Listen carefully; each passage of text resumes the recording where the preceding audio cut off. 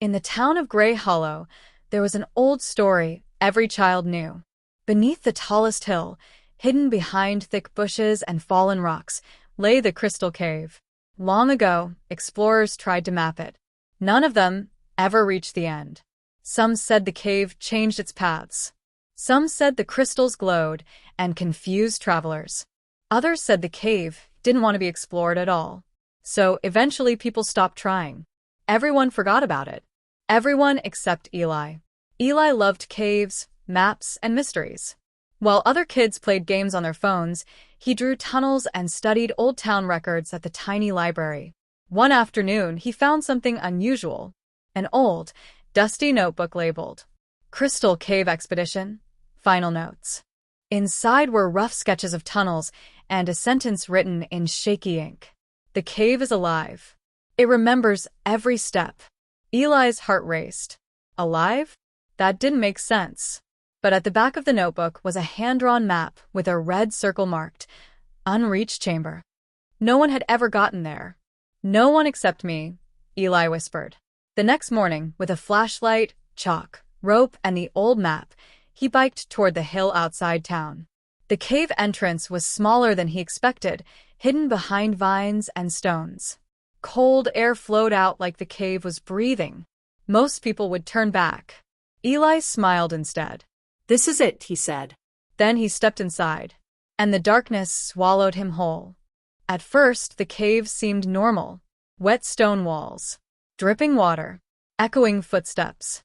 Eli marked arrows with chalk to remember his path, just like real explorers did. "Left turn, narrow tunnel, low ceiling," he muttered. But after 20 minutes, something strange happened. He looked back. The arrows were gone. Completely erased. That's not possible. He checked the wall. Still damp. Still smooth. No chalk. Like it had never been there. A cold shiver ran down his spine. Then he noticed something else. The tunnel behind him looked different. The rocks weren't shaped the same. It was like the cave had moved. "You've got to be kidding me." The story was true. The cave was changing, breathing, shifting, like a giant stone maze. Suddenly, faint blue light flickered ahead. Crystals. Thousands of them, growing from the walls like frozen lightning. They glowed softly, lighting the path. Beautiful, but confusing. The reflections bounced everywhere, making dozens of fake tunnels appear. Left looked like right. Up looked like down. His head spun.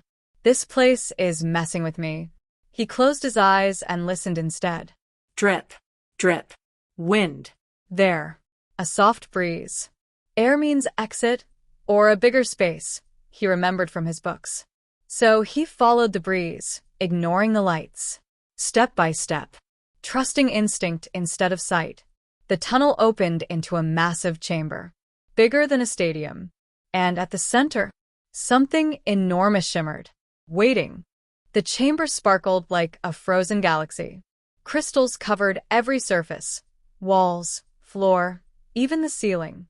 Blue, purple, and silver lights danced across them. In the middle stood one giant crystal, taller than a house. It pulsed softly, like a heartbeat. Boom, glow, boom, glow. Eli stared in awe. This must be the heart. As he stepped closer, memories flashed through his mind, images that weren't his.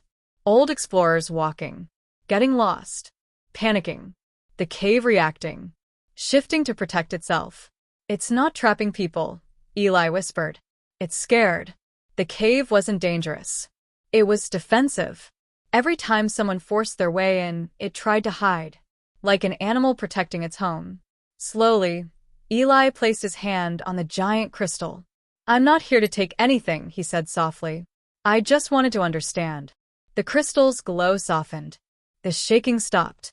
For the first time, the cave felt calm. A straight tunnel opened behind him, clear and bright. A path out, like the cave was saying thank you. Eli smiled. He didn't need treasure. Didn't need proof. Understanding was enough. When he stepped outside, sunlight blinded him. Fresh air filled his lungs. Behind him, the entrance looked smaller, quieter, like it was resting. Back home, He updated the old notebook with one final line. The Crystal Cave doesn't need explorers. It needs friends. And from that day on, Eli was known as the last explorer, because he was the first one who didn't try to conquer it.